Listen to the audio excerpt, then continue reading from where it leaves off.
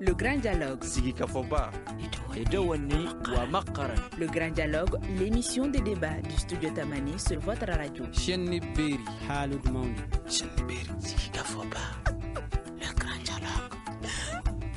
Ambe Sigika Fo Keneka Nankuma Le Grand Dialogue. Bi Sigika Foba Alina Nake Kuchala. Amena kuma seneko lahalaya kan san ba fila ani mugani kelen san ba fila ani mugan fila 2021-2022 seneko lahalaya kan kucala sene adam nena wa yali gɛlɛya dɔ b'a la ɲinanta laɲini ye mun ye laɲini ninnu risque bɛ se ka sabati walasa ka kuma ni ɲininkali ninnu kan ani maa welelen saba bɛ ɲɔgɔn bolo maa welelen fɔlɔ o ye Seydou Kulibali Seku Kulibali n'ale ye sɛnɛkɛlaw ka nɔrɔbila ye kɛnɛ in kan maa welelen filanan o ye Amadou Sogoba ye ale ye directeur régional d'agriculture ye maa welelen sabanan o ye Dawuda Sanogo ye n'ale ye CMDT maaw ka nɔrɔbila ye kɛnɛ nin kan ne yɛrɛ ye Mariam Maïga ye aw bɛ danse. Le Grand Dialogue. Monsieur le directeur, an b'a daminɛ e la ɲina sɛnɛ san 2021 san 2022 baaraw daminɛna ka ban Kucala wa? Merci. Madame ye ɲininkaw la o diyara n ye yani n ka don kuma na n ye aw bisimila vraiment aw nana Kucala yan a diyara n ye donc an bɛ ala fɛ ala ka aw ka taama ɲuman tɛmɛ i ka ɲininkali sɛnɛ daminɛna Kucala san 2001 ka taa san 2002 samiya n'o ye campagne 2021-2022 a baaraw daminɛna Kucala ayiwa an kɔni an b'a la an taala ɲɛ ka b'a la yɛrɛ. Haya Seku Kulibali an bɔra ka directeur lamɛn a ye kuma min fɔ i b'a sɛbɛntiya wa komi i ye sɛnɛkɛlaw ka nɔrɔbila ye ko campagne nin k'a daminɛna. Vraiment yani n ka ɲininkali kɛ n bɛ foli bila aw ma studio Tamani baarakɛla bɛɛ lajɛlen n b'aw fo ka bɔ waleɲuman dɔn k'a fɔ aw nana tan min na ala ka segin n'aw ɲuman ye n bɛ jamanaden bɛɛ lajɛlen fo bɛɛ Kucala sɛnɛkɛla bɛɛ lajɛlen fo sɛnɛkɛla fara bagan marala yiriturula ani mɔnikɛla n bɛ bɛɛ fo n b'a fɔ directeur ye kuma min fɔ samiya daminɛna a daminɛ cogo ɲɛna ka ban yɛrɛ komi san ma labɔli kɛ fana nka an m'a mɛn ko jaba ye tiɲɛni kɛ fɔlɔ samiya daminɛna hɛrɛ la ala barika la ala sago i bonya ko ɲininkali. Haya maa tɛ se ka na Kucala k'i tɛ kuma Kucalakaw ka sanu kan ni maaw ko ma k'o ye kɔɔri ye or blanc tubabukan na CMDT maaw ka nɔrɔbila b'an ka kɛnɛ kan monsieur Sanogo kɔɔri sɛnɛ a bɛ cogo di nin yɔrɔ nin wagati nin na. Merci madame. Bi fɔlɔ ka foli bila bɛɛ ye k'a fɔ ala ka kɛnɛ ni sababa bɛɛ. I ye ɲininka a diyara n ye ne tɔgɔ ye Dawuda Sanogo n bɛ baara kɛ CMDT la sɛnɛ bolofara min bɛ Kucala CMDT la n'an b'a fɔ o ma ko filière nord est a ɲɛmaaya bɛ ne bolo bi alors n b'a fɛ ka min f'i ye ɲininkali in ala barika la ɲinɛ kɔɔri baara ye a daminɛna filière nord est la a mɛnna wa a daminɛna a daminɛ waati ɲuman yɛrɛ la an bɛ don min na komi n bɛ se ka fɔ kɔɔri danni kɔni a waati yɛrɛ fori la kɛnɛ min bolo dara an y'a kɛ ka se niveau ma a bɛɛ b'an bolo kɔrɔ a jate bɛɛ b'an bolo kɔrɔ an nisɔndiyalen don k'a fɔ campagne min daminɛtɔ filɛ ni o ye campagne 2021-2022 a ka ca ala fɛ an bɛ sɔn ka sɔrɔ kɛ. Merci. Amadou Sogoba ɲina campagne kɔnɔna la laɲini ye mun ye? ɲinɛ campagne kɔnɔna direction régionale de l'agriculture la laɲini an ye bolodali kɛ ka kɛɲɛ ni an ka sumaw ye n'o ye suma sɛnɛtaw ayiwa keninke b'o la kaba b'o la sɔ b'o la tiga malo o bɛɛ b'o la donc olu bɛɛ bolodala an y'a fɔ cogo min na baara daminɛna fana donc n'i ye a waleyali yɛrɛ lajɛ déjà kɛmɛ sara la n'i ye kaba ta an bɛ 99 na ayiwa saɲɔ kɛmɛ sara la an bɛ 110 na donc o b'a jira k'a fɔ an ye mun bolo dɔw la an tɛmɛna o kan keninke kɛmɛ sara la an bɛ 67 an b'o la keninke la donc o b'a jira k'a fɔ samiyɛ kɔni tiɲɛ na an ye caman k'a la mun bolo da la ayiwa caman kɛla la ka ban ani dalu ma ban yɔrɔ dɔw la mais caman kɛla la nga tɔn hakɛ jumɛn kɔnɔnen bɛ ɲina samiya ɲina campagne ɲina aw bɛ ka tɔn hakɛ jumɛn de laɲini kɛ bon tɔn hakɛ la n'i ye ɲinɛ samiya mun bolo dalen don o ye tɔn 500 ani 65 o de bolo dalen don ɲinɛ campagne la sɔrɔ kunda Seku Kulubali i bɔra ka directeur ka kuma mɛn laɲini minnu bɛ ka ɲini est-ce que a bɛ se ka sabati sɛnɛ taabolo ninnu na sisan ayiwa n b'i fo i ka ɲininkali la n b'a fɔ laɲini minnu ni laɲini ninnu kɛlen a bɛ sabati ne yɛrɛ ka jateminɛ na an b'a fɔ a sabatila ka ban a tɔ ye ala ta ye n'o tɛ sɛnɛkɛlaw kɔni y'o seko kɛ n'i ye samaya tacogo lajɛ directeur bɔra ka mun fɔ sisan nin b'a jira hali n'a danna nin ma Kucala yan baloko na sira la an hakili sigilen don san bɛ ala bolo buna adamadenw kɔni y'o seko kɛ samaya yɛrɛ bɛ yɔrɔ min na i ko bi n'i yɛrɛ donna kungo kɔnɔ i bɛ da la k'a fɔ sɛnɛkɛlaw perelen don laɲini mun kɛra o bɛ fɛ ko sabati fo ka tɛmɛ a kan ni ala y'a tɔ fori yarɔ samiya tɛ se ka ja ni sanji tɛ an kɔni ka dugawu ye k'a fɔ dɔrɔn k'a fɔ ala ka sanji fori n'o tɛ laɲini ninnu kɔni an perelen don k'a fɔ a ka sabati wa a caman kɛra a la ka ban ne y'a jateminɛ tariku na a y'o de fɔ sisan tari hakɛ minnu laɲini kɛra o kɛra an bɛ ka balo mun kɔnɔ o de ye sisan o bɛ sanji de bolo yarɔ o tɛ maa si bolo ni alaw tala tɛ o kɔni an bɛ ala deli de san ka foro ni san foro la an b'a fɔ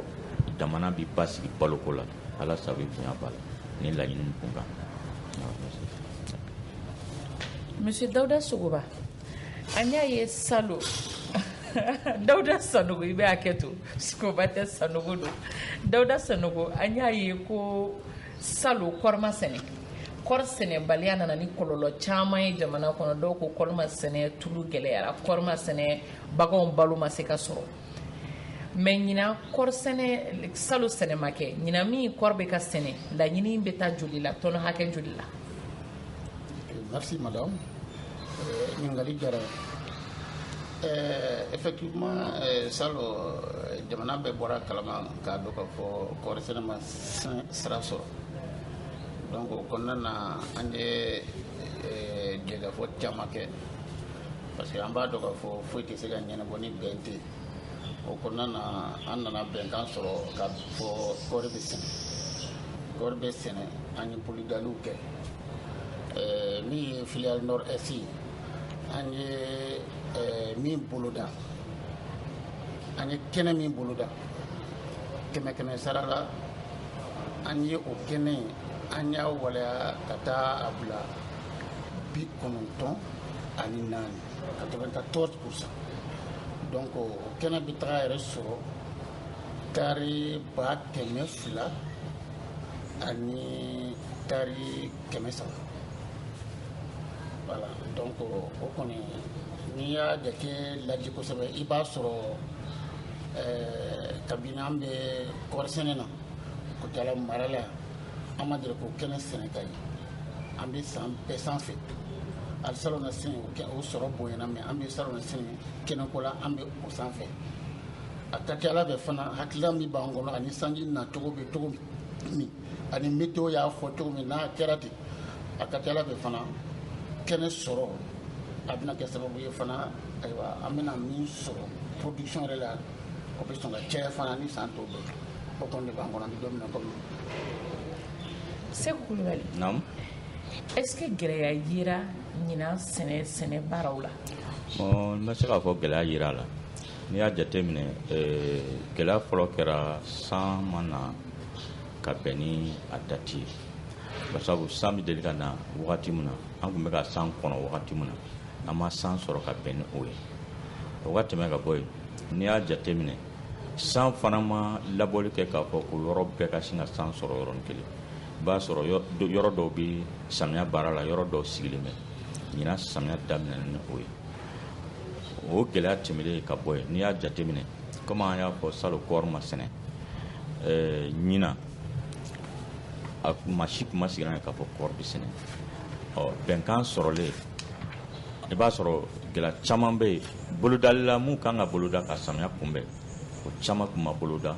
o gɛlɛya y'an sɔrɔ ɲinan samiya donda la o gɛlɛya y'an sɔrɔ nka a mana kɛ cogo o cogo san o san a bɛ n'a gɛlɛyaw fana nacogo tɛ kelen ye ɲinan an bɛ se k'a fɔ sanjiko kɛra gɛlɛya ye dɔɔnin nka o bɛɛ n'a ta an bɛ yɔrɔ min na ko bi an bɛ ala tanu k'a fɔ bi na bɛɛ bi ka tila danni na. Sumansiw dun est-ce que olu sɔrɔla nɔgɔya la? N bɛ se k'a fɔ sumansiw sɔrɔla nɔgɔya la basabu sɛnɛkɛla caman bɛ yen u b'u ka sumansiw bɔ kabini ɲɔtigɛ waati n'i ye anw Kucala mara ta n'a ma kɛ duguba kɔnɔmɔgɔ ye bin kɔnɔmɔgɔ caman bɛ u ka ɲɔsi bɔ kabini ɲɔtigɛ waati fɔ n'a kɛra bayɛlɛmali si minnu ni o bɛ feere dɔw b'a san sɔrɔ caya kama fɔ n'a kɛra o ye n'o tɛ sumansi kɔni an ma gɛlɛya ye o la ka taa se kɔɔrisi an ma gɛlɛya ye o la ala ko an ka tiɲɛ fɔ. Monsieur Sogoba, e bɛ cakɛda ɲɛma min sigin bɛ sɛnɛko ɲɛnabɔli la est-ce que gɛlɛya dɔw sera aw ma? Baara si gɛlɛyantan tɛ i y'a fɔ cogo min na gɛlɛya sera la ɲinɛ samiya comme président y'a fɔ cogo min na gɛlɛya fɔlɔ o kɛra cɛ parce que n'i ko samiya o ye ji de ye gɛlɛya fɔlɔ o kɛra sanji ye parce que an ka sanji nacogo an ye samiya daminɛ depuis mai kalo laban n'o ye mai kalo tile 10 laban samiya daminɛ nɔ la bon sanji y'a daminɛ o wagati ka na se juin kalo tile 10 ma sanji ma se ka sira sɔrɔ donc dɔw kɔnsera ka dɔɔni kɛ o wagati la mais a ma caya k'a daminɛ juin kalo tile 10 kana bila juin kalo tile 20 san ye sira sɔrɔ caman ye baara kɛ o wagati donc a tila ka na jɔ yɔrɔ la c'est à dire que k'a daminɛ juin kalo tile 30 kana bila juillet kalo tile 10 la donc a kɔni sabatila yɔrɔ caman mais yɔrɔ bɛ yen n'an b'a fɔ o ma ko poste de sécheresse olu yɛlɛ yɔrɔ dɔ la ni o ye yɔrɔ damadɔ ye n'i y'a jateminɛ Kucala commune urbaine na dugu 2 bɛ yen nɔ ayiwa ja kɔntɛma ka a kunbɔ yen nɔ mais a ma se tiɲɛni yɔrɔ ma sɛnɛfɛnw kɔni bɛ sɛgɛn la mais a ma se tiɲɛni yɔrɔ ma commune Sɔnguwa a ja a ye kunbɔ yen fana sanji ma sabati Ngoloɲaraso commune fana ayiwa yɔrɔ dɔw bɛ yen nɔ ja ye kunbɔ yen fana ani Koloni n'o ye Ɲataga commune ye donc ja ye kunbɔ donc o yɔrɔ damadɔ de bɛ an ka région kɔnɔna na ni sanji ko ma se ka sabati hali ka se sisan ma sanji ko ma se ka kɛ an sago ye o yɔrɔ ninnu na mais a ma se k'a fɔ ko a ye dankari kɛ sumaw la o ma kɛ fɔlɔ an kɔni ye kunnafoni late hali sɔngɔla in na n ye météo mɔgɔw wele k'a ɲɛfɔ olu kɔni ye hakilisigi kuma fɔ n ye ko an ka hakili sigi ni ala sɔnna ma tile damadɔ in na ayiwa o kɔni ye jateminɛ dɔw kɛ ayiwa ka bɔ Burukina ka na Sikaso région ani Kucala a ka ca Ala fɛ an bɛ sɔn ka ji sɔrɔ tile 2 in na donc o ye hakilisigi kuma ye donc a ka kan ka kuma fɔ mais k'a fɔ ko a sela dankari ma sumanfɛnw na o ma kɛ fɔlɔ o kɛra gɛlɛya fɔlɔ ye sanji ko gɛlɛya filanan o ye baara yɛrɛ kɛcogo ye parce que an da sera kɔɔriko ma kɔɔri ma se ka sɛnɛ salon donc bagan dumuni a ma se ka labɔli kɛ n'o ye tuto ye donc an ka cikɛla caman bɛ yen nɔ o ka bagan ma se ka dumuni sɔrɔ ka fa ka kɛ ni samiya ye donc samiya daminɛ caman bɛ yen o ma se ka baara kɛ n'u ka bagan ye donc caman kun sigilen bɛ tracteur de la ayiwa tracteur yɛrɛ fana dun ta wari tɛ bɛɛ bolo tracteur tɛ bɛɛ bolo et puis n'i b'a ta fana a ta wari tɛ bɛɛ bolo donc o kɛra gɛlɛya dɔ ye cikɛlaw bolo ensuite gɛlɛya filanan n'an b'o la sisan bon o ye angɛrɛ ko bon jamana y'a dɔn k'a fɔ san o san an bɛ subvention sɔrɔ bon ka kɛ ni jamana yɛrɛ tagacogo ye gɛlɛyaw ye jamana kɔni vraiment a y'a jɔyɔrɔ fa a y'a seko kɛ a ye hakɛ dɔ di angɛrɛ la mais o angɛrɛ o tɛ labɔli kɛ an bɛ o tila yɛrɛ la sa a kɛ m'an bolo vraiment gɛlɛyaba ye parce que fɛn mun tɛ labɔli kɛ n'i ko i b'o tila a man kan tɛ an kɔni bɛ kana ka o gérer donc o gɛlɛya damadɔ de bɛ yen nɔ bon ensuite tiɲɛfɛnw fana la tumu dɔ bɛ yen nɔ n'u bɛ bɔ kaba kan n'an b'a fɔ o ma ko chenille légionnaire d'automne donc o tumu fana a y'i kunbɔ yɔrɔ dɔw la mais o fana ma se ka dankari kɛ tiɲɛfɛnw la parce que chaque fois ni cikɛla mun y'a ye dɔrɔn o bɛ na an ni service mun yɛrɛ ɲɛsin bɛ sɛnɛfɛnw lakanali ma tiɲɛfɛnko la n'o ye OPV an n'o service bɛ baara kɛ ɲɔgɔn fɛ donc an bɛ yɔrɔ min na bi na fɛn fɛn kɔni sela an ma k'a fɔ ko vraiment tumu yɛlɛ u ka fɔlɔ dulɔ ma o taara traitement kɛ donc pour le moment tumu in kɔni yɛlɛ mais a ma kɛli kɛ voilà an bɛ se k'a fɔ gɛlɛya kumaba minnu bɛ yen ni n tɛ se k'olu tɔmɔ kɔ fɔ o ye nin ye pour le moment n'o tɛ baara si tɛ ni gɛlɛya tɛ mun na. Amadu Sogoba o faamuyara Sanogo Dawuda Sanogo n tɛna fɔ Sogoba Zeyina Dawuda Sanogo ale bɔra Sogoba bɔra k'i kuma gɛlɛyaw kan minnu yera minnu bɛ ka ye sisan nɔ sɛnɛ taabolo la kɔɔri sɛnɛ fanfɛla la gɛlɛya jumɛn sera u ma. Merci madame. Effectivement a y'a fɔ cogo min a bɛ ten a ka gɛlɛn baaraka kɛ bi min ɲɛsinnen don sɛnɛ ma ko gɛlɛya kana y'a la a mana kɛ cogo o cogo i bɛ taa sɔrɔ gɛlɛya damadama bɛ yen alors min ye kɔɔri yɛrɛ hukumu ye an bɛɛ bɛ kɛrɛnkɛrɛn kan ale ye jago kuma min fɔ kɔɔri bɛ sɛnɛ yɔrɔ min ɲɔ bɛ sɛnɛ an bɛɛ bɛ terroir kelen na sɛnɛkɛla minnu bɛ ɲɔ sɛnɛ o sɛnɛkɛla kelenw de bɛ kɔɔri sɛnɛ effectivement sanji de sera yɔrɔ damadama na tuntuni kama parce que sanji a bɛ tuntun de donc o kɛra sababu ye n ye min fɔ sisan ko 94% o ma bɔ foyi fɛ yɔrɔ minnu ma se ka sanji sɔrɔ a cogo la olu ka ŋaniya sini a ma sira sɔrɔ donc n'i y'a ta CMDT taabolo fɛ le secteur de Morobala ale bɛ bɛɛ kɔfɛ an ka jate la parce que kɛmɛ sara la ale ma se ka tɛmɛ 80% bi segin kan i y'a faamu n'o ale bɔra yen le secteur central n'o ye Kucala secteur ye ale fana kɛmɛ sara la ale ma se k'a yɛrɛ bɔ bi segin ani wɔɔrɔ la donc o secteur fila olu de ma se ka 90 sɔrɔ kɛmɛ sara la réalisation na o ma bɔ foyi fɛ sanji ko ani a ye misiko kuma min fɔ parce que a y'a fɔ cogo min salon gɛlɛya kɔni an kun sigila n'a ye ka dɔ ka fɔ salon gɛlɛya a bɛna agi ɲinɛ campagne kan mais an kun siranna cogo min franchement il y avait plus de père que de mal parce que au moins tracteur ko kɛra sababu ye ka caman bɔ a gɛlɛya la sango ɲinɛ samaya donna ka sɔrɔ cikɛlaw minnu ka cikɛ misiw bɛ se ka yɔrɔ labure o tun ka dɔgɔ kosɛbɛ mais cikɛlaw fana tun sɔmana caman ye labɛnniw kɛ ka tracteurs ta ka yɔrɔ labure u ka danni kɛ bon dɔw bɛ yen i bɛ taa sɔrɔ wari yɛrɛ b'u bolo mais tellement que tracteur ma labɔli kɛ o bɛ ran na donc danni waati bɛ tɛmɛ a dɔw la an kɔni y'o gɛlɛya damadamani ye an fɛn na mais k'a fɔ ko a gɛlɛya bɛ niveau la k'a fɔ ko an bɛ tɛ se ka sunɔgɔ bɛ an bɛ jɔrɔ franchement o tɛ yen fɔlɔ n'o tɛ an bɛ waati min na sisan san yɛrɛ ye yɔrɔ damadamani bila n'i taara kungo kɔnɔ i bɛ taa ɲɔ dɔw ye a kɔɔri n'a ɲɔ i bɛ taa a dɔw sɔrɔ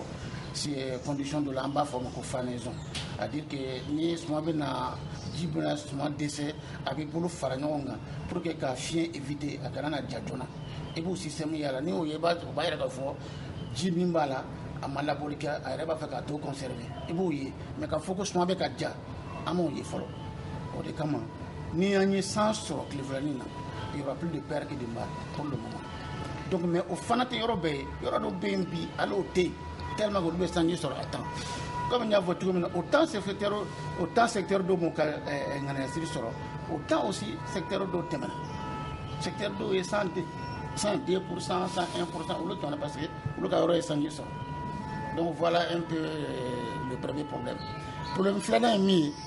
o ye effectivement nɔgɔ ko ye ala an yɛrɛ fɛ nɔgɔ ko an ye gɛlɛya sɔrɔ la ɲinɛ parce que an bɛ nɔgɔ ɲini waati min dans notre démarche classique o waati sera ka sɔrɔ an t'a dɔn ni sɛnɛ bɛ kɛ ou ni sɛnɛ tɛ kɛ donc o kɛra sababu ye nɔgɔ appel d'offre ni fɛn ninnu o kɛra retard la donc o kɛlen retard la wajibi don nɔgɔ bɛ na retard la bon o retard kɔnɔna na fana fournisseur dɔw yɛrɛ dɛsɛra k'u ka contrat respecté donc si fait que an bɛ don min na comme bi kɔɔri nɔgɔfin a bɛɛ sɔrɔla on est à 99,82 bon a bɛɛ sɔrɔla quoi on peut dire bon mais a bɛɛ sɔrɔ est ce que a bɛɛ tilara maaw ni ɲɔgɔn cɛ ka ban nɔgɔ tɛ sigi an fɛ on a au moins ala y'an dɛmɛ au moins hali n'an ma kɔɔri sɛnɛ ɲinɛ comme kɔɔri nɔgɔ kɔnna ka na an ka parki a bɛ dɔɔnin bɔ an fana bɛ privé ta tuguni ka fara olu kan donc o kɛra sababu ye yanni kɔɔri nɔgɔfin donnima ka se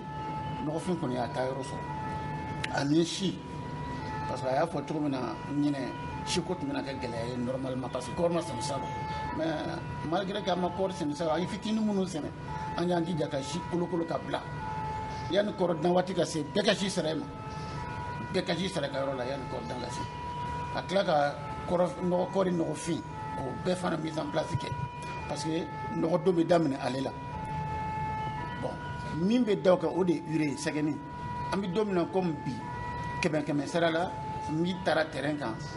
o ye 70 ye 70%. donc ma dɔn an bɛ don min na comme sisan o ye nous sommes en fin juillet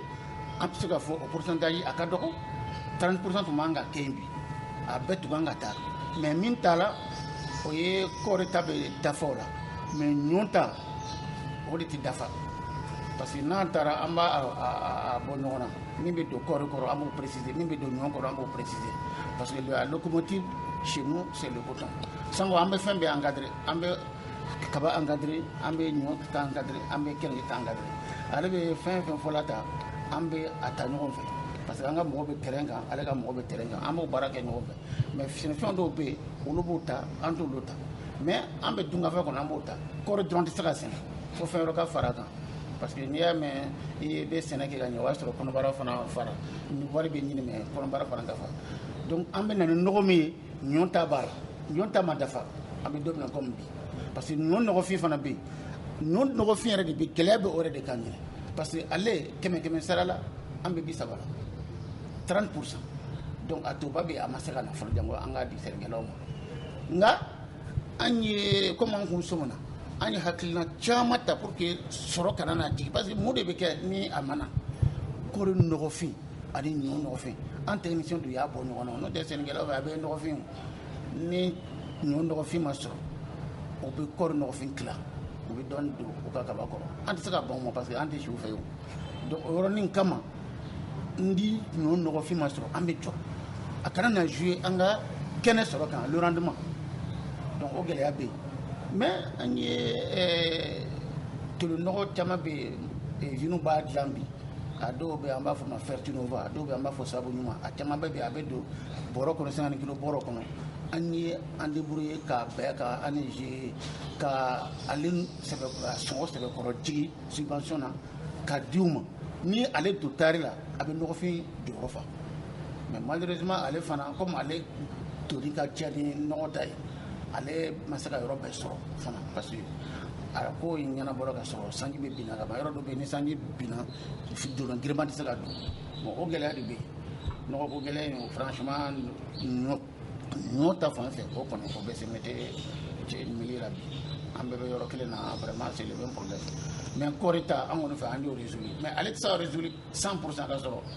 ɲɔ ta fana ma réglé c'est ça un peu le problème parce que a bɛɛ bɛ tali kɛ ɲɔgɔn na.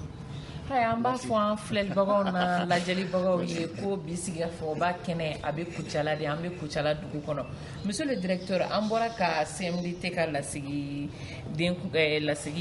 kumakan lamɛn sisan nɔ nɔgɔ ko tilali kan nɔgɔfin ani nɔgɔ tɔ ninnu a ye mun de fɛɛrɛ jumɛn ta tilali la walasa a ko ka se ka ɲɛnabɔ yanni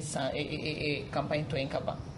Voilà, comme a fɔ cogo min na a bɛ subvention ye parce que olu ye système coton o nɔgɔ tilacogo ni ɲɔgɔn ta tɛ kelen bon nɔgɔ hakɛ mun dila anw ma direction régionale ma donc a selena an y'a tila sous-secteur bɛɛ la parce que anw fɛ yan nɔ Kucala sous-secteur 11 de bɛ yen 7 bɛ Kucala yan 4 bɛ Lugusu donc sous-secteur bɛɛ n'a ka quota don donc ni quota mun dilɛ ma i bɛ i ka tilali kɛ ka bɛn n'o ye bon comme ka kɛ ni nɔgɔ yɛrɛ dɔgɔya ye i kɔni i bɛ hakɛ mun ɲini o bɛ se ka d'i ma parce que a dabɔla pour que bɛɛ bɛ se ka dɔ dɔɔni sɔrɔ donc an kɔni bɛ kana ka baara kɛ o cogo la parce que anw ta bɛ di ni caution de ye donc n'i nana dɔrɔn i recensé don ayiwa i ni kɛnɛ hakɛ min ye donc o nɔgɔ bɛ d'i ma donc pour le moment ani chambre o commission de b'a baara kɛ chambre ye commission président ye école chambre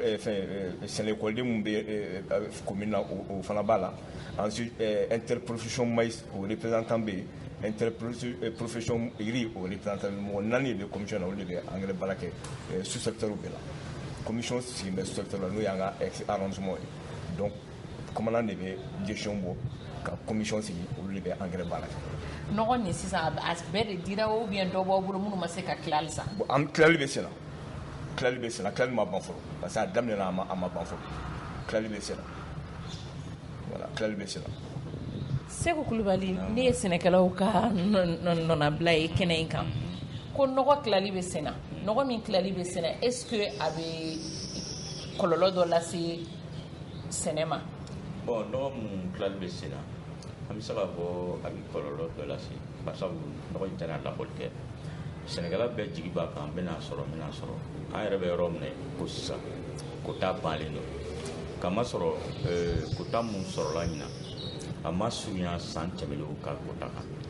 n'i ye Kucala kota ta i b'a sɔrɔ k'a sɔrɔ Kucala ma kɛ région ye a tun bɛ deli ka kota mun sɔrɔ o ma sɔrɔ ɲinan kamasɔrɔ o kota fana bɛ tila yɔrɔ so ni Kucala cɛ donc o ma sɔrɔ o ye problème ba de ye an bɛ yɔrɔ min na kota mun dira Kucala ma o yɛrɛ banna ni o kota banna k'a sɔrɔ mɔgɔw ka foro bɛ yen nɔgɔ ma k'a la barisabu gɛlɛya yɛrɛ ye jumɛn ye fɔlɔ n'i ye nɔgɔ nata jateminɛ komi CMDT y'a fɔ sisan k'a fɔ ɲɔnɔgɔ ma na donc sɛnɛkɛla minnu ni olu bɛ kɔɔri sɛnɛ olu bɛ sumanɔgɔ sɔrɔ CMDT ka bolo kan ni olu ma sumanɔgɔ sɔrɔ CMDT ka bolo kan o bɛ ɲɛsin yɔrɔ jumɛn sisan o bɛ ɲɛsin agriculture de la parce que nɔgɔ dɔ bɛ na suman kama donc olu fana bɛ ɲɛsin a yira sa bɛɛ ɲɛsin bɛ yen de o nɔgɔ yɛrɛ kɛra n'a fɔ komi n'i taara n'i ye dama yɛrɛ tolen e yɛrɛ kamana b'i kan minnu bɛ ka nɔgɔ yɛrɛ tila don bɛ don na hali o bɛ ɲini ka dogo ka sababu kɛ nɔgɔ tɛ yen basabu n'i ko nɔgɔ tɛ yen nɔgɔ bɛ fournisseur bolo magasinw na mais gouvernement ye hakɛ dɔ de di k'a fɔ nin hakɛ in olu bɛ nin de subvention ta ɲɛ donc ni aw sera nin hakɛ ma donc a bɛ jɔ donc ni o fɔra sisan i b'a ye sisan minnu bɛ nɔgɔ tila olu fana tɛ se ka nɔgɔ tila ka tɛmɛ o hakɛ kan parce que n'a tilala ka tɛmɛ o hakɛ kan jɔn bɛ n'a ta donc o de sisan jamana k'a lajɛ barisabu nɔgɔ bɛ kɛla fɛn min kɔrɔ o ye balo de ye balo in dun tɛ ka taa yɔrɔ si ni jamana kelen tɛ donc jamanadenw ni balo ma sɔrɔ gouvernement kelen de kan ka jɔ n'a ka jamanadenw bɛn fitinin gouvernement ka bɛn fitinin ta o ka fisa ni belebele ne kɔni fɛ ne b'a fɔ de k'a fɔ bi nɔgɔ mun bɛ an ka bolo kan agriculture kɔnɔ a nɔgɔ banna mɔgɔ tɔba de bɛ yen minnu ma nɔgɔ sɔrɔ u ka forow bɛ ka tiɲɛ nɔgɔ ntanya na n bɛ se k'a fɔ o ye kɔlɔlɔ de ye kɔlɔlɔ mun n'a bɛna wuli jamana kan parce que n'i y'a jateminɛ ni CMDT ka nɔgɔ kun sɔrɔla a cogo la i b'a sɔrɔ sɛnɛkɛla minnu bɛ bɔ kungo kɔnɔ ni kɔɔri sɛnɛ olu tɛna na nin nɔgɔ kama. mais monsieur Kulubali yali an bɛ se k'a bɛɛ to gouvernement ma aw ye sɛnɛkɛla ye nɔgɔ min dira nɔgɔ ma boli kɛ aw ma se fɛɛrɛ wɛrɛ ma se ka ta o fɛ min b'a to aw bɛ se ka nɔgɔ sɔrɔ teliya la wa suman minnu danna o kana se ka tiɲɛ. bon ne bɛ se k'a fɔ fɛɛrɛ bi bi in an bɛ yɔrɔ min na ko sisan fɛɛrɛ tɛ sɛnɛkɛla bolo k'a fɔ ko i bɛ se ka nɔgɔ ɲini cogo wɛrɛ la parce que n'i ye nɔgɔ yɛrɛ prix lajɛ an ka jamana kɔnɔ bi sɛnɛkɛla tɛ se k'a san ni gouvernement ka dɛmɛ yɛrɛ tɛ sɛnɛkɛla ka warijɛ yɛrɛ bɔ bi ko i bɛna nɔgɔ san parce que sɛnɛkɛlaw delila mun na CMDT bɛ nɔgɔ de juru don ni kɔɔri nana feere sɛnɛkɛlaw b'a sara CMDT On a fɔra sa ko Sénégal bɛ na san cɛ la et puis a prix bi hakɛ min na ni a ma subventionné Sénégal tɛ se ka san et puis n'i y'a jateminɛ n'i y'a mɛn k'i bɛ diɲɛ ko o ko kɛ o ye i y'a fɛɛrɛ tigɛ ka bila bɛɛ sigilen don a kan k'a fɔ n bɛna nɔgɔ sɔrɔ bɛɛ sigilen bɛ o de kan an deli ka sɔrɔ cogo min na Sénégal bɛɛ sigilen bɛ o de kan bon n'a fɔra ko Sénégal ka fɛɛrɛ tigɛ ko ka nɔgɔ ɲini bi fo n'i ka sɛnɛkɛtɔrɔ dɔ de minɛ k'o feere ka na nɔgɔ san yarɔ o ye kɔni i bɛ ka gɛlɛya dɔ de kɛ ka dɔ furakɛ gɛlɛya juguman i bɛ k'o de labɛn ka fitinin kunbɛn i dun kan ka gɛlɛya fitinin de kɛ ka gɛlɛya ba de kunbɛn jamana kɔnɔ an bɛna mun fɔ dɔrɔn an ka gouvernement ka diɲɛ a ka ben fitinin ta o ka fisa ni ben belebele ye parce que n'i ye an ka jamana yɛrɛ lajɛ nɔgɔko ka gɛlɛya ɲina nɔgɔko gɛlɛya bi bɔ ko damadɔ kɔnɔ basabu dɔw de bolo bɛ a ko kɔnɔ mais bɛɛ bɛ k'a kɛ ni ka hakilina de o de fana se bɛ nɔgɔko gɛlɛya bɛɛ bɛ k'a kɛ ni ka hakilina de n'o tɛ n'i ye nɔgɔ lajɛ nɔgɔko bɛ dantigɛ wagati min na CMDT ni Sénégal bɛ nɔgɔko baara kɛ kabini septembre nɔgɔ hakɛ min kan ka sɔrɔ kɔɔri sɛnɛna minnu bɛ n'olu bɛ CMDT ka bolo kan nɔgɔ hakɛ min kan ka sɔrɔ kabini septembre o nɔgɔko bɛ dantigɛ n'i y'a jateminɛ o nɔgɔko bɛ dantigɛ o bɛ bila jɔn ka bolo kan nɔgɔ feerelaw ni hakɛ de kan ka sɔrɔ CMDT ka bolo kan san kɔnɔ n'a nana fɔ sisan o ko ma se ka dantigɛ o wagati ka na taa se fɔ mai kalo ma o dantigɛli ma kɛ o de nana ni gɛlɛya ye o gɛlɛya in fana mɔgɔ minnu fana bɛ o baara kɛ n'i y'a jateminɛ i b'a sɔrɔ o gɛlɛya bɔra yen parce que munna CMDT b'a la confédération b'a la an ka jamana minisiriso b'a la mun ye Sénégal ka minisiriso ye olu de kan ka nɔgɔko dantigɛ ni i y'a jateminɛ ɲina fɛn dɔ bɛ yen jamana fana tɛ se ka jɔ ni tiɲɛ dɔ ma fɔ CMDT ni Sénégalais ka ɲɛmaayaso olu ye u ka dantigɛli kɛ a sera gouvernement yɛrɛ ma ko nana dilan kabini o yɔrɔ la an sigila n'a ye k'a fɔ nɔgɔko bɛ gɛlɛya donc n'i y'a jateminɛ mɔgɔ minnu bɛ o ministère la k'a fɔ o nakun ye k'a fɔ sɛnɛ ka yiriwa n'a fɔra ko o gɛlɛya nana bɔ o tigi la i b'a sɔrɔ o fana a y'a kɛ n'a hakilina de ye jamana kɔnɔ n'i ye ɲina nɔgɔko yɛrɛ gɛlɛya jateminɛ ne b'a fɔ a bɔra an ka sɛnɛ minisiriso de parce que CMDT b'a dɔn n'ale ma jɔ a jɔyɔrɔ la ni Sénégalais ma nɔgɔ sɔrɔ ka kɔɔri sɛnɛ ka suma sɛnɛ CMDT de bɛ bin ni Sénégalais binna CMDT bɛ bin an mana fɛn fɛn fɔ an b'a fɔ n'i y'a jateminɛ an b'a fɔ CMDT si finna ka sɔrɔ kɔnɔ t'a la munna n'i ye Sénégalais caman ɲininka degun mun b'an sɔrɔ an b'a bɛɛ tugu ta ka da CMDT kunna kama sɔrɔ CMDT mɔgɔ b'a dɔn ni Sénégalais ma dɛmɛ o kɔrɔ b'a jira CMDT tɛ yen CMDT mɔgɔ b'o dɔn mais gɛlɛya bɛ bɔ fan wɛrɛ fɛ o gɛlɛya min bɛ bɔ fan wɛrɛ mun fɛ o de bɛna ka na CMDT ni Sénégalais an bɛɛ bɛna degun sɔrɔ mais anw minnu fana ni anw ye baara kɛ ɲɔgɔnmaw ye an fana bɛ fili an ka tiɲɛ ma parce que anw ye Sénégalais ye n'i kɔni anw t'anw hakili ma an b'a fɔ ni gɛlɛya in bɔra CMDT la yanni an k'a faamu k'a fɔ a gɛlɛya ju ye nin ye an b'a bɛɛ da CMDT kunna ka da mun kan anw ni olu de bɛ baara kɛ ɲɔgɔn na an ka fɛn bɛɛ bɛ sɔrɔ olu de ka fɛn kɔnɔ mais u b'a fɔ ko fɛn bɛ bɔlɔ la bɔlɔ fana bɛ fɛn dɔ la ni CMDT jateminɛ jamana kɔnɔ n'a sɔrɔ ko CMDT tun b'a a yɛrɛ ye ni gɛlɛya tun bɛ se ka fɔ ni gɛlɛya t'a sɔrɔ mais CMDT fana bɛ baara kɛ komi jamana ka hukumu kɔnɔ minnu fana bɛ jamana ka hukumu kɔnɔ ni u fana kan ka baara nɔgɔya CMDT bolo u dɔw bɛ yen olu n'u ka hakilina de don parce que jamana politiki ye jamana sɛbɛko bɛɛ tiɲɛ ni an ka jamana jateminɛ an ka jamana politiki y'an ka sɛbɛko bɛɛ tiɲɛ Mali kɔnɔ bi ne tun b'a dɔn ni jamana ma hakili to sɛnɛkɛlaw la ani CMDT an bɛ se ka fɔ ni ne ɲininka ne b'a fɔ CMDT ye sɛnɛkɛfɛn de ye fɔ jamana ka hakili to ninnu na n'o ma kɛ a bɛna wolo fɛn na an ma si ma sigi ni mun ye an tɛ Ala deli la n'i ye sɛgɛ fɛn fɛn ye jamana kɔnɔ a bɛɛ ye sɛnɛkɛlaw bolo kan ka don kɔrɔ cogo min na ma si tɛ ka miiri o la bɛɛ n'i kuntilena don bɛɛ n'i ta ɲinifɛn don nka e ti miiri k'a fɔ ne dulolen bɛ nin fɛn de la ni nin tiɲɛna ne yɛrɛ mako bɛ sa ma si tɛ k'o miiri yɔrɔ n'i y'a jateminɛ an bɛ se k'a fɔ an ye gɛlɛya fitinin de salo kɔɔri sɛnɛbaliya la ni kɔɔri tun ma sɛnɛ ɲina Mali tun kɛ cogo di donc o kan ka to Mali gouvernement kan ka sinsin sɛnɛkɛlaw kan ni mɔgɔ mɔgɔ wula o b'a fɔ ko sɛnɛkɛlaw de ye jamana jigi ye sɛnɛkɛlaw de ye jamana jigi ye ka masɔrɔ sɛnɛkɛla ka ko n'i y'a mɛn ko a taara ba la o ka gɛlɛn dɛ sɛnɛkɛlaw ka ko tɛ ta ba la joona Mali kɔnɔ o de la an b'a fɔ parce que n'i y'a jateminɛ tiɲɛ fana a ka fɔ ni tiɲɛ ma fɔ jamana tɛ jɔ sɛnɛkɛlaw ka o gɛlɛya fana ju bɛ bɔ ɲɛmɔgɔya ko la parce que fɛn fɛn kan ka fɔ tiɲɛ kan o fana tɛ fɔ tiɲɛ kan sɛnɛkɛlaw ka soba min sigilen bɛ minisiriso min sigilen bɛ sɛnɛ ɲɛnabɔli ma a ka lasigiden b'an bolo directeur national régional de l'agriculture bi yan nɔ monsieur Sogoba an bɛ kuma nɔgɔ ko in kan halisa nɔgɔ a bɛ di cogo di joli de don yali misali la sisan nɔ ne ye sɛnɛkɛla ye ne bɛ fɛ ka nɔgɔ sɔrɔ cogo di ne bɛ nɔgɔ sɔrɔ ne kan ka mun ni mun kɛ walasa ka nɔgɔ sɔrɔ ne kan ka joli fana kan ka di tɔrɔmɔɲɔ joli bɛ taa nɔgɔ la a bɛ di cogo di merci i ka ɲininkali la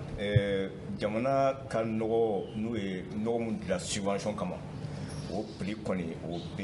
dɔlen don Mali fan bɛɛ 2,200 nɔgɔ suguya o suguya donc hali n'a sɔrɔ jɔrɔ fɛ yen nɔ olu b'a feere 3,400 ou bien 3,800 gouvernement ko ale b'a di 2,200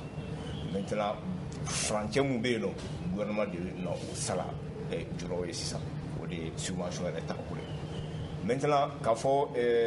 jɔn bɛ nɔgɔ sɔrɔ nɔgɔ nana sɛnɛkɛlaw de kama mais aw bɛ recensé sɛnɛkɛla minnu recensé don parce que a se ka di kun fɛ i tɔgɔ bɛ sɛbɛn ani kɛnɛ hakɛ min b'i bolo o bɛ taa et puis ka a préciser fana Kucala mara la parce que subvention yɔrɔ bɛɛ n'a a cogo don anw kɔni fɛ yan nɔ sɛnɛfɛn minnu bɛ yen nɔ ni nɔgɔ ka kan ka di o la subvention kɔnɔ la o ye malo ani kaba a bɛ di olu de la yan ta a doit se Kucala région même Sikaso yan zone malo ani kaba sɛnɛfɛn wɛrɛ ta balo fɛn foyi wɛrɛ t'a la o t'a la ça c'est les cultures éligibles pour la subvention donc ni recensement bɛ kɛ dɔrɔn olu de bɛ recenser i mana na kaba kɛnɛ hakɛ min b'i bolo malo kɛnɛ hakɛ min b'i bolo o de bɛ taa donc o kɛnɛ hakɛ in de la sa i ka nɔgɔ dita bɛ sanga ni o kɛnɛ hakɛ donc a bɛ dépend recensement de la fɔlɔ nɔgɔ bɛ di cogo yɛrɛ. Dawuda Sanogo yali yɛlɛma tɛ se ka don nɔgɔ di cogo la wa gɛlɛya ninnu ka bɔ yen nɔ a fɛrɛ tɛ se ka yɛlɛma wa. Merci madame ka ɲininkali diyara n ye CMDT taabolo la nɔgɔ bɛ sɔrɔ cogo min na a bɛ di cogo min ne ma da la ni fiɲɛba b'a la ten fiɲɛ nɔgɔ di cogo en soi fiɲɛ t'a la Kulubalikɛ ye kuma dɔ fɔ a y'a fɔ ka a dabiri dɔɔnin a ma sɔn ka don a la parce que an tɛ o kɛnɛ de kan o problème de bɛ yen sans quoi an ka nɔgɔ di cogo yɛrɛ problème t'a la an ka nɔgɔ bɛ sɔrɔ cogo di CMDT bolo fɛ campagne min filɛ an kunna ta ne bɔra k'a fɔ ko o nɔgɔ nana retard la parce que an ye ɲɔgɔn faamu retard la mais campagne wɛrɛ min bɛ na an bɛ juillet kalo la sɔɔni an bɛ na août daminɛ août septembre an bɛ na 2022-2023 campagne an bɛ na o programme de fɛsɛfɛsɛ an b'a fɔ intention des producteurs an b'o document an b'o dilan k'a ban i b'a fɛ ka kɔɔri kɛnɛ hakɛ min sɛnɛ i b'a fɛ ka kaba kɛnɛ hakɛ min sɛnɛ i b'a fɛ ka saɲɔ kɛnɛ hakɛ min sɛnɛ i b'a fɛ ka kɛnɛ hakɛ min sɛnɛ ani bagan dumuni an b'o de encadrer an b'o fara ɲɔgɔn kan an b'a fɔ o de ma ko plan de campagne o plan de campagne an b'a fɛsɛfɛsɛ parce que a bɛ taa fo dugu ma école minnu b'o kɔrɔ yen olu de bɛ a programme fɔlɔ kɛ k'a yɛlɛ an b'a fɛsɛfɛsɛ fo ka taa a kun cɛ Bamakɔ n'a kun cɛra Bamakɔ sisan ani kɛfɛn minnu bɛ bɛn an b'o papier dilan k'a di ɲɛmɔgɔw ma n'o ye an ka directeur ni PDG ani service direction appro ye o papier de bɛ fara ɲɔgɔn kan ka commande min bɛ kɛ fɛn minnu bɛ ɲini k'o papier labɛn k'a di jɔrɔw ma donc o kɛfɛnw a ka ca Ala fɛ yanni campagne min an bɛ campagne min na ta yanni an ka o kɔɔri cɛ daminɛ kɛfɛnw bɛ commencer ka na en même temps n'an bɛ taa kɔɔri ta an bɛ taa kɛfɛnw fana jigin ka sɔrɔ ka kɔɔri ta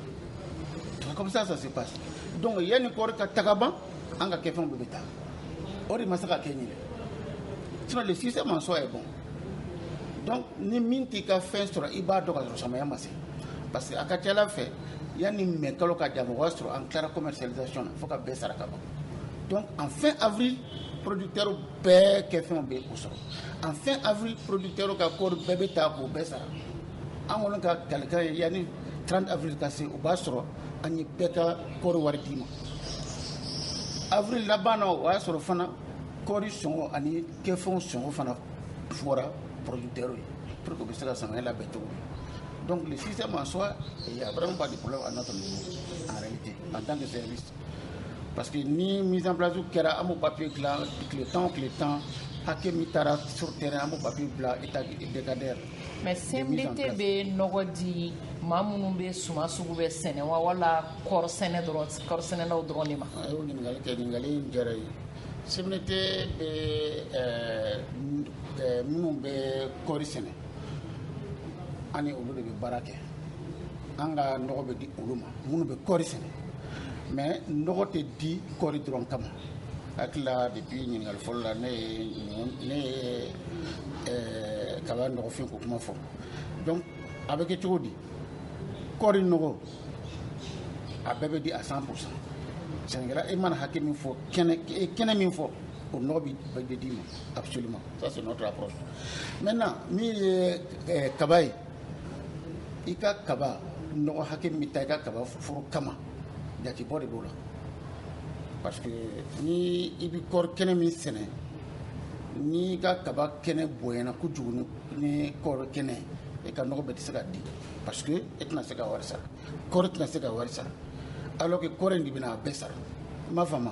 donc il y a un rapport il y a un pourcentage ni ka kaba kɛnɛ tɛmɛna o kan par rapport à ta superficie coton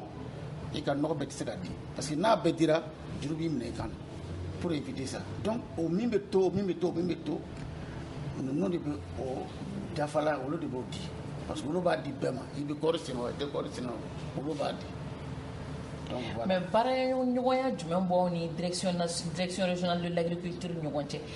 ka d'a kan olu bɛ nɔgɔ di aw fana bɛ nɔgɔ di sɛnɛkɛlaw ma baaraɲɔgɔnya jumɛn b'aw ni ɲɔgɔn cɛ. an bɛ comme ma y'an ye ɲɔgɔn sɔrɔ kɛnɛ kelen na hali ni kɛnɛ tɛ an bɛ ɲɔgɔn sɔrɔ kɛnɛ caman na an bɛ kunnafoniw di ɲɔgɔn ma an ka decade baara an b'a papier di u ma ka fɔ an bɛ waati min na comme bi wala an sera ka nin kɛ donc yɔrɔ min ni intersection b'a ni ɲɔgɔn cɛ o ye olu bɛ kaba nɔgɔ di an bɛ kaba nɔgɔ di mais an tɛ se ɲɔgɔn ma cogo di olu ka kaba nɔgɔ bɛ di minnu tɛ kɔɔri sɛnɛ ani minnu bɛ kɔɔri sɛnɛ n'u ka kaba nɔgɔ ma dafa mais an ta bɛ di minnu bɛ kɔɔri sɛnɛ n'i bɛ kɔɔri sɛnɛ n'i ka kɔɔri kɛnɛ ka bon i b'a ye i bɛ kaba nɔgɔ min ɲini a bɛɛ bɛ d'i ma mais n'i ka kɔɔri wari tɛ se i ka kaba hakɛ kɔrɔ a tɛ se ka di. monsieur Sanogo an ka kuru bɛna se cɛ ma a tɔ tɛ tɛmɛ miniti 2 kan aw bolo sisan nɔ ɲinan kɔni sɛnɛ daminɛna laɲiniw bɛɛ bɛ se ka sabati wa monsieur Kulibali n b'a daminɛ i la. ni ala sɔnna an ye a daminɛ cogo min na ala barika la a bɛɛ bɛ sabati ni ala sɔnna an ka laɲini yɛrɛ fana CMDT kana se k'a ka kɔɔri wurusi ka ban ɲina o de y'an hakilila ye an hakili la maliyɛn si kana ɲɔ san k'a sɔngɔ caman a ka d'an yɛrɛ malo yɛrɛ kilo kana kɛ 30 ye o de ka d'an ye ala sago bɛ an bala. Directeur régional de l'agriculture monsieur Sogoba ɲinan sɛnɛ est ce que an bɛ se k'an sigi k'a fɔ ko balo bɛna nɔgɔya Kucala dugu kɔnɔna la wa. samiya bɛ tagabolo min na ni a taala o cogo la n'a forila o cogo la parce que n'i bɛ kuma samiya ye fɛn dɔ bɛ se ka yala an si ma sigi an tɛ ala deli o la parce que ji ko o bɛ ala bolo donc o de kama an b'a fɔ a bɛ tagabolo min na ji ko la ani cɛnfɛn ko o bɛ cogo min na n'an tagala o cogo la ɲɛnɛ samiya an bɛ se k'a fɔ a laban a bɛ na ɲɛ awa an hakili bɛ mun na fana an bɛna sɔrɔ kɛ mun bɛ kɛ wasa ye. Dawuda Sanogo kɔri an kɔni an bɛ capitale de l'or blanc de la sanu se Kucala dugu kɔnɔna la an ka sanu don a bɛ cogo di est-ce que a laban a kuncɛli la an bɛ se k'a fɔ k'an bɛ nisɔndiya sɔrɔ a ko la. Ayiwa madame bɛ ka ɲininkali diyara n ye parce que fɛn de don sisan an bɛ tɔw b'a fɔ cogo min ko an bɛ suya de fɔ sisan parce que comme an ka sɛnɛ bɛɛ gulolen don sanu na sinon n y'a fɔ n ka kuma na k'a fɔ ɲinɛ an ye kɛnɛ min sɔrɔ ɲinɛ an ma deli ka kɛnɛ ɲɔgɔn sɔrɔ donc an kɔni tɛ sɔn k'a fɔ k'an tɛ sɔrɔ kɛ sa n'an y'o fɔ n'o y'an sɔrɔ komi an yɛrɛ de y'a laɲini kɛ an kɔni fɛ an bɛ sɔrɔba kɛ kɔɔri la ɲinɛ an bɛ sɔrɔ kɛ kɔɔri la ɲinɛ an ma deli ka min sɔrɔ kɛ o de b'an bɛɛ kɔnɔ ni ko wɛrɛ bɔra la o ye ala ko ye donc an ni sɛnɛkɛlaw cɛ an bɛ sɔrɔ min kɛ ɲinɛ a bɛ bonya ni san tɔw bɛɛ ta ye mais i b'a fɔ i ka président ɲɛna ko hali ni o ye min an bɛ ka min ɲini ta hali ni an y'o ɲɔgɔnna tilancɛ fara an ka sɔrɔ kan k'a bɛɛ bɛ wusi an pɛrɛlen don a kama an collègue minnu bɛ usine kɔnɔ olu bɛ labɛn na hali a diyara ni an bɛ min fɔra hali n'a diyara n'o ye a bɛɛ bɛ wusi ka bɛn waati ma k'u ka wari d'u ma. Aw bɛɛ ni ce ani baraji ni ne bɛ dan sigi an ka bi sigi ka fɔ ba la min bɛ ka kɛ Kucala dugu kɔnɔna la an kumara sɛnɛko lahalaya kan maa welelen tun ye directeur régional de l'agriculture ye Amadu Sogoba maa welelen filanan o tun ye Dawuda Sanogo ye n'ale bɛ baara kɛ CMDT la maa welelen sabanan ye Seku Kulibali ye ale ye sɛnɛkɛlaw ka nɔrɔbila ye kɛnɛ in kan ne ye Mariam Mayiga ye nɛgɛ kunna Gani Kante ani Ousmane Ɲalibuli aw ni ce aw k'an bɛn a ɲɔgɔn wɛrɛ ma. Le Grand Dialogue. Sigikafoba. Edouani wa Makaran. Le Grand Dialogue, l'émission de débat du studio Tamani sur votre radio. Chaîne Beri. Halud Maundi. Chaîne Beri. Sigikafoba.